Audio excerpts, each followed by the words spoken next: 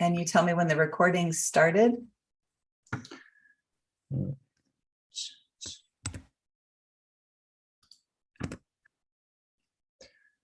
We are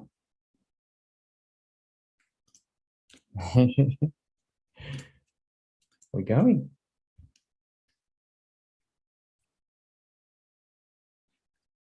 All right, so officially, welcome.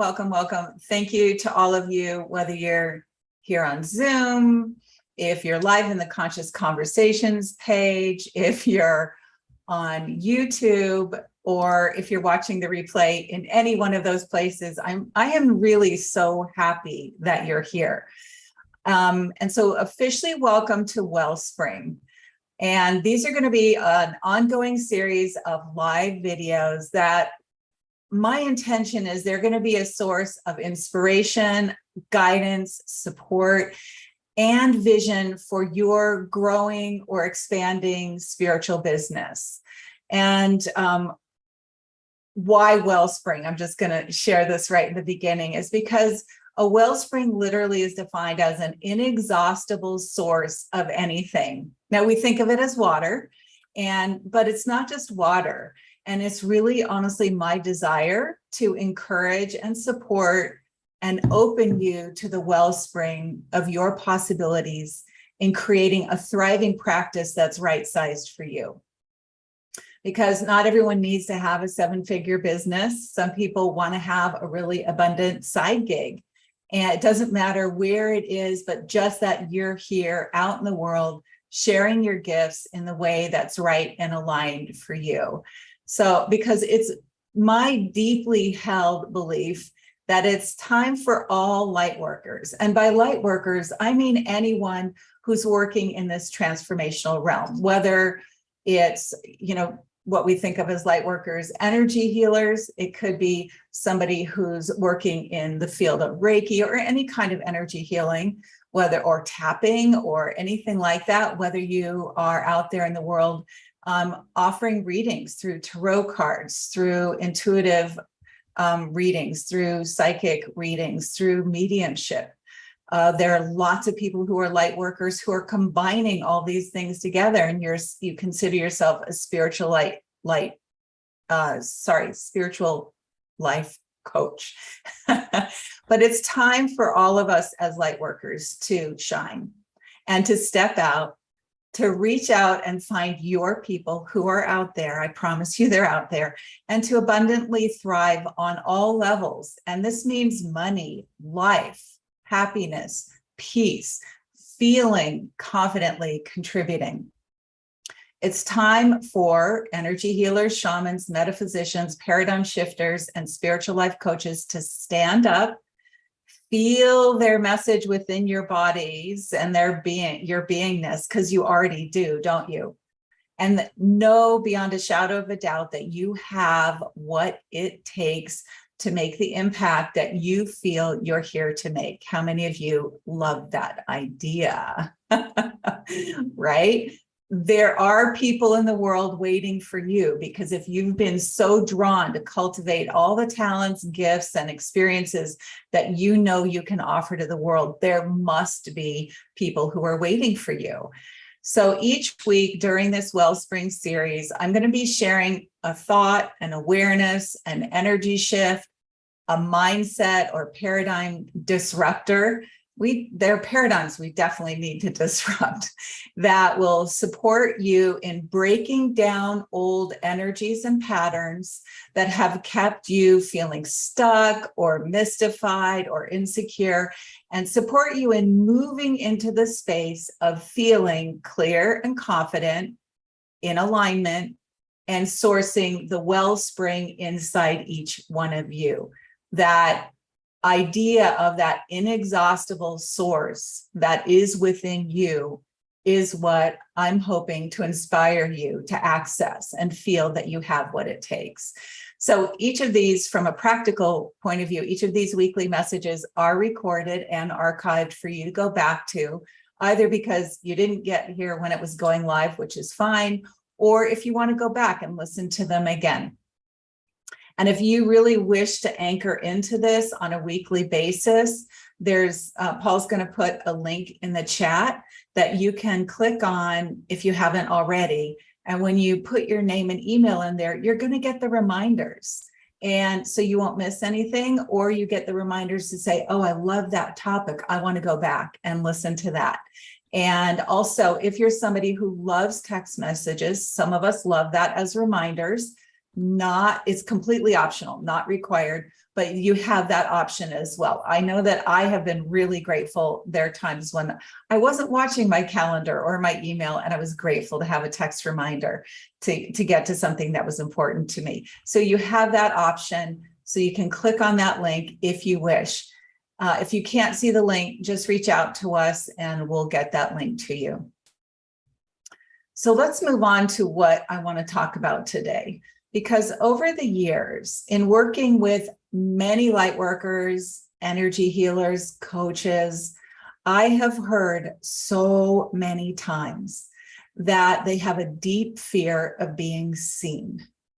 And that can show up in many, many different ways. But what it translates to is some sort of fear, worry, or concern about what others might think, how might they react, and ultimately the consequences of that. How many of you can relate to that?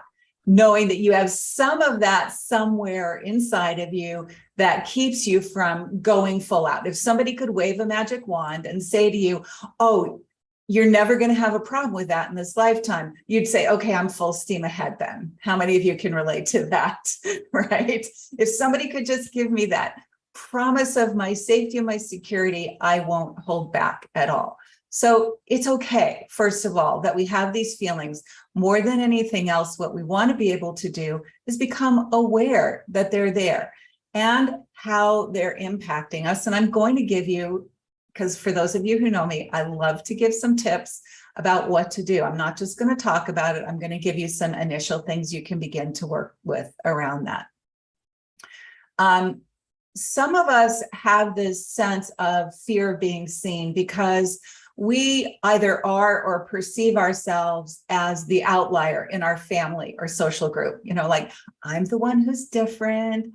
I'm the black sheep. Nobody else in my group does this thing. I'm the weirdo. Even if you're totally confident in what you're doing, and you know maybe even the change it's really profoundly made in your personal life or the life of your family, but you are uncomfortable being that different one. How many of you can relate to that? Again, it could be family. It could be in groups that you're involved with. It could be at your day job. It could be in a church group, or it could be in a social group that you're part of. Maybe you go do lawn bowling every week, or the golf club. You go to the golf club to play golf, and you don't talk about this part of who you are. You just keep that quiet and hidden. They see a different aspect of you. And that's, some of us have that. And now some of us also have this fear or worry, not because of anything that happened in this lifetime. It's because we may have had an experience that may have had some really dire consequences about being different in other lifetimes, meaning, so I'm talking about past lives. And so historically, you might have in your soul's history, there have been times where it was actually dangerous to be outside of the box of the collective, whatever that was. And it might have been life-threatening for you. It might have even ended your life. And the truth is, there are communities and places on the planet where that still exists today. But in terms of our soul's history, if we've had that experience where we've been silenced, shunned, perhaps our life was ended, or, you know, if you're like me, you see the past life where they didn't kill you, but they killed all your loved ones, your children, and people like that in front of you to make sure you didn't do it again. So, you know, I'm not trying to bring this up to make it sound horrible, but when we have those energies in our soul's history, doesn't it also make sense that, like, wow, that really worked. It worked so well. I'm not sure I want to do it in this lifetime, even though it's not current for me. because you learned very clearly that you better not stand out because it could be life-threatening. So this is why often we have these energies there. And I'm not really focused on it, but we want to talk about why we might be feeling this hesitation, and it makes sense. And part of the trouble with having these energies in our field, especially for, I'm sure all of you, the passionate, aspiring light worker, or maybe you're not, you would say, well, I'm not aspiring anymore. I'm actually out in the world, but you have a practice that isn't where you want it to be or isn't as vibrant as you think it could be. Is that you're always in this literal tug of war with what you feel you're here to do, what you spent a lot of time, energy, and all kinds of resource learning, studying, practicing, cultivating. So you have that on one side, and then the other side of that inner tug of war is the fear that's holding you back. And as we know, generally speaking, people in a game of tug of war aren't making much forward progress. So this energy will keep you stuck and never satisfied. And honestly, my experience, even in my older paradigm myself, but also in working with others, is that it feels so unsatisfying, right? It feels always like I have to set myself aside. Now, some of us may know that we have this fear inside of us, this fear of not being seen and the potential consequences of it. But also some of us aren't always aware of it. But here's a few examples of the way that you might see some evidence of it. And you can just see if this relates to any of you. Some examples are, you might be somebody who's spent a lot of time, energy, money, resource, all kinds of things like that, really passionately studying and learning many different things. How many of you know lots of different things? Lots of different ways to help people, right? And it's like, you are so passionate about it, nobody's going to stop you. You're not going to stop studying and learning these things, right? And we could even go to the bookshelves at your house or maybe open your Kindle if you don't have the books on the shelves in your house, and know exactly where all your energy is focused because of all the topics you've been studying. You might have even become certified to offer your work to others, maybe lots of different ways you're certified. And you see that you're waiting for the right time.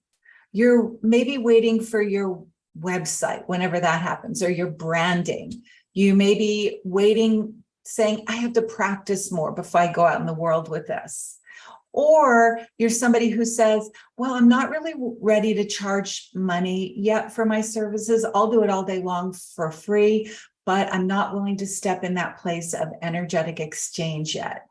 So somehow, some way you're stalled, hoping to feel more confident in what you're here to offer. Or the other thing I've seen is that you're completely mystified about how to bring clients in. You might, if anyone talks to you about marketing, you just want to run the other way. You hate the idea of marketing, which is why I like to call marketing sharing. It takes a lot of the edge out of it. Or you're just not even sure how to begin what you want to offer to the world. So there's a lot to unpack here, but I want to go back to focusing on this powerful energy of feeling scared or unwilling to be seen or out there in all the ways that could be active for you. As you work with this in a very gentle, compassionate, kind, loving way, you can be kind of tease out some of the energy that's really in a ball for you. And we want to do it in a way that will always feel safe and kind and respectful of you first. So I'm going to give you some suggestions now of some initial steps that you can do to begin to move this energy. One of the most important things I feel, this is like step number one. If for those of you who like to take notes, you could say this is step number one. The first thing to notice is that if we're worried and fearful and concerned, most of the time our energy is not in our present moment. If, for example, you even know that you had past lives where some dire things have happened to you as a result of who you were, how you were helping, okay? If you're frightened about that and you worry, is that going to happen again? Or even you just say, but I had these other lifetimes that I was killed or silenced in one way or another. What you know is your energy is in the past. It's not in this present moment, right? And if you have worry, fear, or concern about what other people might think or how they respond in this current lifetime, you may have had some experience where people didn't respond to you very well. And so it could make sense. But the idea most of the time is when we're worried about what other people will think, that's usually not a present moment energy. Because if you're worried about what other people will think, just ask for yourself for a moment. Are they really saying that now? Or am I thinking and feeling that they might say that in the future if I step out there, right? Can you see how your energy is not in your present moment? You've got it hanging out in the past and you've got it projected into the future in a way that you don't know if that is really what's going to happen. Again, in either case, your energies are not in your present moment, and having more of your energies in your present moment is where you are most empowered. So we want to gather our energies back to our present moment by literally acknowledging to yourself that, oh, wow, I've spent a lot of time and energy in the past. Oh, well, this happened in the past.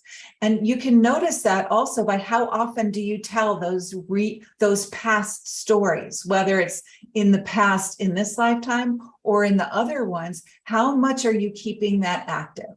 Okay. So you want to acknowledge that, okay, you know what? I do have energies that are hanging out in the past. And I actually have energies that I'm projecting into the future. Once we become aware of that, and by the way, we could have both at the same time, right? But no matter what, just imagine you filtering off some of your energy and it's constantly keeping that alive. And so you have less resource for yourself. So you want to remind yourself that your most empowered moment, place of action is this now moment, right now. So step number one is center yourself when you notice you're not in your present moment. Slow your breathing down and become really aware of your breathing. There is nothing better to bring you into your present moment awareness than become fully present, conscious, and attentive to literally the air flowing in and out of your body's response to it, and even your emotional response to it. It tends to be very calming. Draw your awareness and anchor into your heart. And I often have people say, well, what does that mean to anchor into my heart? Just intend and feel the energy of your heart, whether it's your physical heart, your heart chakra, the center of your chest. Intend to be in this place of your heart, focused on your breath, and then literally remind yourself, I'm going to choose to be in this now moment.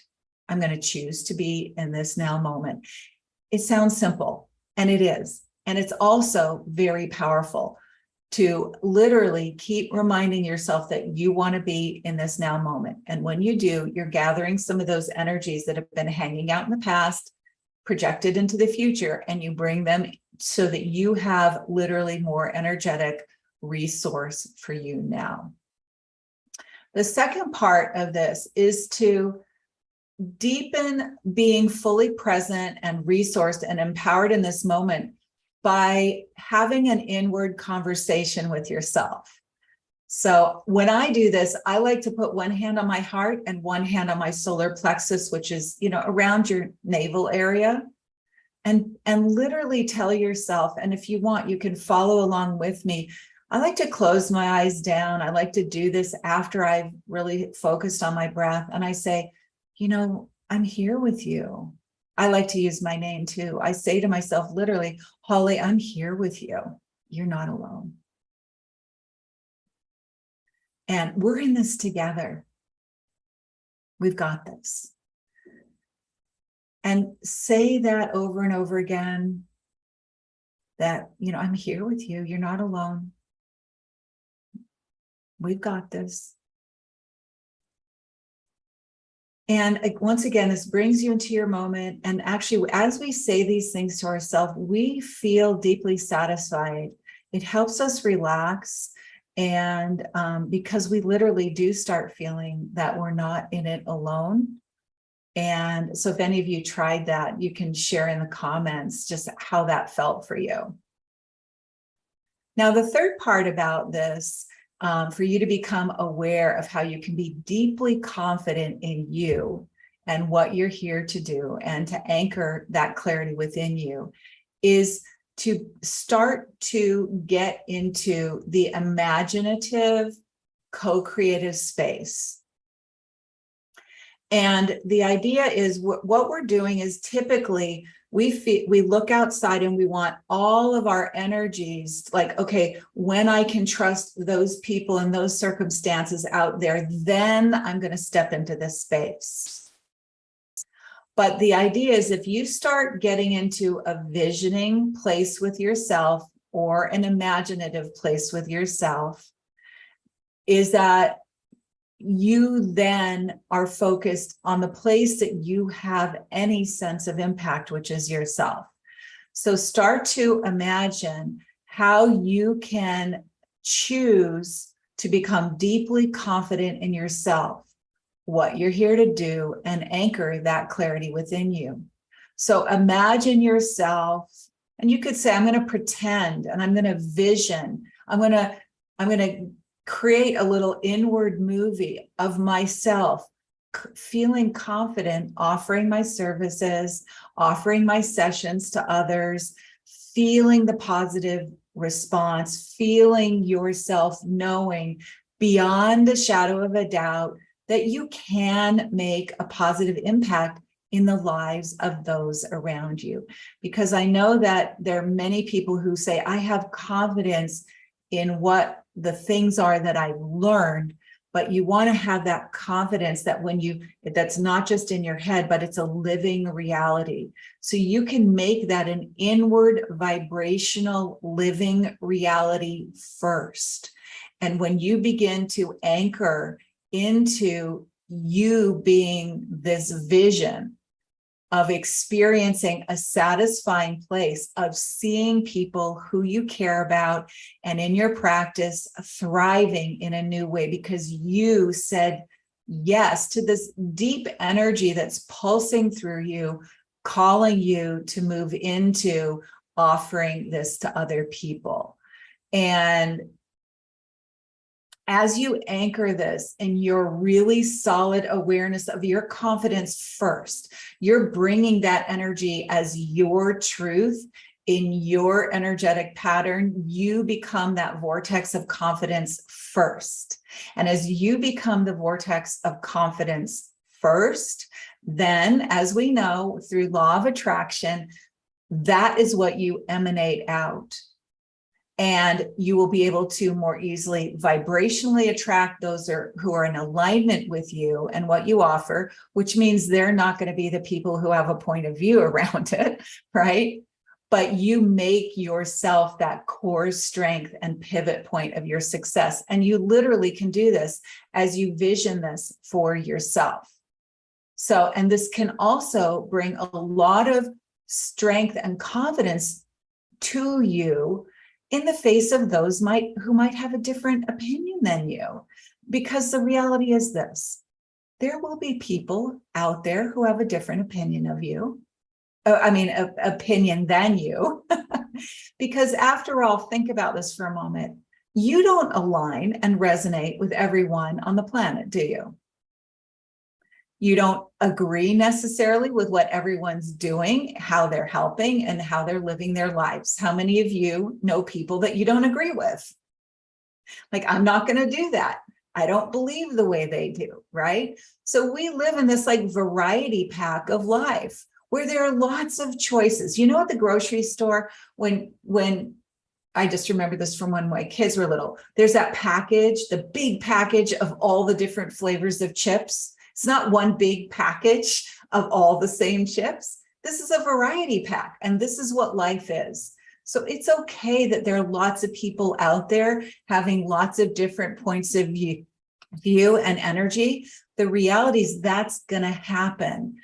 And you can see it in your own life. You're not going to go relate to everyone. So when we start to allow for the space that it's okay that not everyone will resonate with us. It's okay, just as we don't resonate with everyone else. But as we hold our energies confidently within ourselves, then we are far less concerned. And even we're impacted less and less by other people's opinions when we are in our own inner knowingness. We don't have to be as worried about what they're doing. Also, the thing is, our confidence is very magnetic. So ask yourself on a regular basis, what can I do? I'm going to assume that I can be unshakably confident in what I'm doing, what I'm here to offer.